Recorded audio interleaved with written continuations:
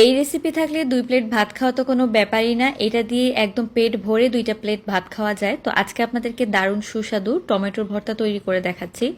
প্রথমে আমি সরিষার তেলের মধ্যে টমেটো দিয়ে দিচ্ছি। এখানে প্রায় আমি 5টার মতো টমেটো ব্যবহার করেছি মিডিয়াম সাইজের। তো টমেটো দেওয়ার পরে একটা রসুনের কোয়া খুলে আমি এরকম করে দিয়ে দিলাম, মানে একটা গোটা রসুন। তারপর আমি ঢাকনা দিয়ে এটাকে ভালো করে সেদ্ধ হতে দিব। তো সেদ্ধ হয়ে গেলে উপরের খোসাটা কিন্তু এমনিতেই খুলে আসবে, তারপর খোসাটা উঠিয়ে নিলেই হবে। এরপর একটা ম্যাশার দিয়ে এরকম করে একটু ম্যাশ করে নিয়েছি। একটু পোড়া পোড়া করে নিলে খেতে কিন্তু ভালো লাগে। তো তারপর আমি এটাকে আলাদা একটা পাত্রে তুলে রাখছি। তারপর এই যে প্যানটা সেটা ভালো করে ধুয়ে নিয়ে এসেছি। এবার এখানে সরিষার তেল, পেঁয়াজ কুচি আর কাঁচামরিচ কুচি দিয়ে দিলাম। ভালো করে একটু নেড়ে মিশিয়ে নিচ্ছি। মেশানো হয়ে গেলে ওই যে মিক্স করে রেখেছিলাম টমেটোটা, সেটাকে দিয়ে দিলাম পেঁয়াজের ভিতরে।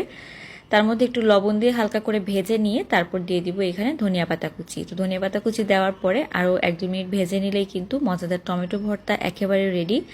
আর এই টমেটো ভর্তা দিয়ে গরম গরম ভাত খেলে সাথে আর কোনো কিছুর দরকার হবে না। এটা দিয়ে আপনারা অনায়াসে 2 প্লেট ভাত খেয়ে নিতে পারবেন। আশা করি রেসিপিটি ভালো লেগেছে। আল্লাহ হাফেজ।